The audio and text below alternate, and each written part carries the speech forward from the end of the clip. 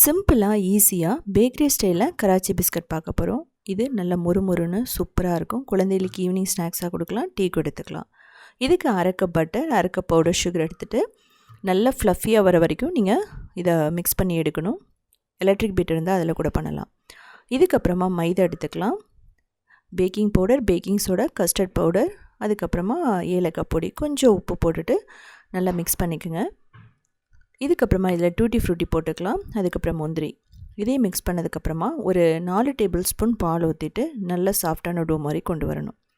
இது மாதிரி வந்ததுக்கப்புறம் நம்ம ரோல் பண்ணிவிட்டு அதுக்கப்புறம் நம்ம ஃப்ரிட்ஜில் ஒரு 1 மணி நேரம் வச்சிடலாம், பட்டர் ஷீட்டில் சுற்றி. இதுக்கப்புறம் தேவையான அளவில் கட் பண்ணிக்கலாம்.